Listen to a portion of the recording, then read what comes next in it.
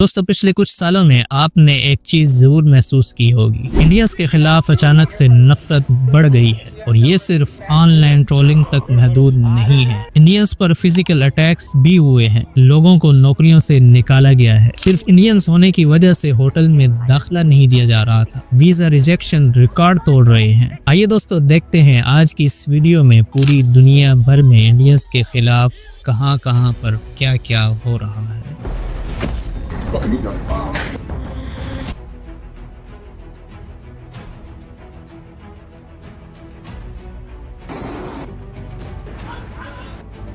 Australians are taking to the streets to protest the Australian government's immigration policy. Their anger is particularly valid.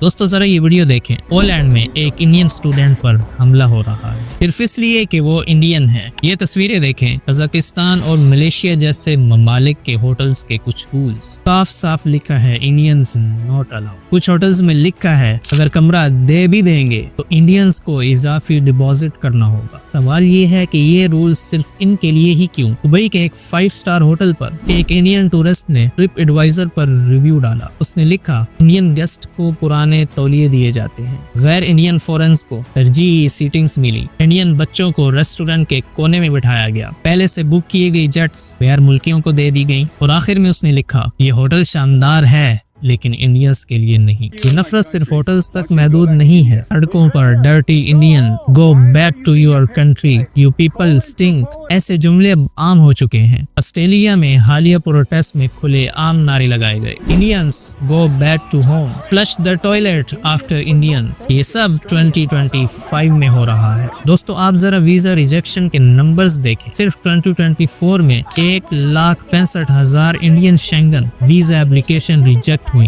Indians को 136 करोड़ रुपए non refundable fees का नुकसान हुआ। आज India Schengen visa rejection में दुनिया के टॉप 3 ममालिक में है। इंडियन पासपोर्ट की रैंकिंग मजीद नीचे गिर चुकी है। ये सब एक ही चीज की तरफ इशारा कर रहा है, इंडिया की ग्लोबल इमेज बिगड़ रही है। दुनिया इंडियंस को कैसे देखती है? आज कई ममालिक में इंडियंस के खिलाफ ये तस्वुर बन चुका है कि इंडियंस गंदे होते हैं, इंडियंस सेंस नहीं रखते, इंडियन स्कैमर्स होते हैं, इंडियन बदतमीज टूरिस्ट होते हैं। लेकिन सवाल ये है क्या ये तस्वुर बिल्कुल झूठा है? नहीं, ये ऐसा तल्ख सच है जो मानना पड़ेगा। इंडियंस को खुद से ईमानदार होना पड़ेगा। पब्लिक जगहों पर पान थूकना, कचरा सड़कों पर फेंकना, ओपन यूरिनेशन, पब्लिक ट्रांसपोर्ट में बदतमीजी और फिर यही सब कुछ फॉरेन ममालिक में जाकर दोहराना, ये आपकी इमेज खराब तो करेगा ही। लंदन के कुछ इलाकों में सिर्फ पान साफ करने पर सालाना 30,000 पाउंड्स खर्चा होता है।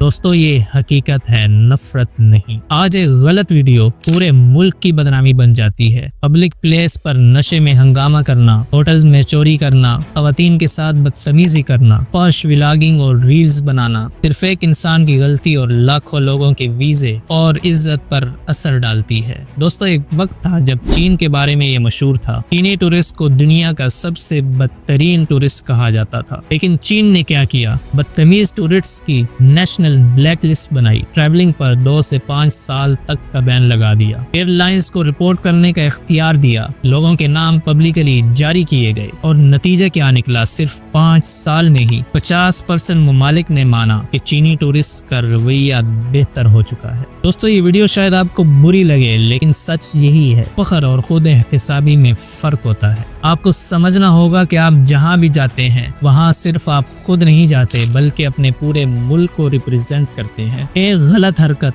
आपके ही मुल्क के किसी और लड़के की सालों की मेहनत बर्बाद कर सकती है। अगर चीन अपने आप को बदल सकता है तो हम भी अपने आप को बदल सकते हैं और इंडियंस भी बदल सकते हैं। दोस्तों हम में डॉक्टर्स हैं, साइंसदान हैं, सीईओज हैं, इनोवेटर्स हैं, लेकिन अगर हम अपनी कमजोरियों पर आंख बंद रखेंगे तो नफरत बढ़ती रहेगी। और दोस्तों आज वक्त है मानने का, सीखने का और बदलने का, क्योंकि दोस्तों इज्जत मांगी नहीं जाती, कमाई जाती है। मिलते हैं अगली वीडियो में, तब तक के लिए अल्लाह हाफिज।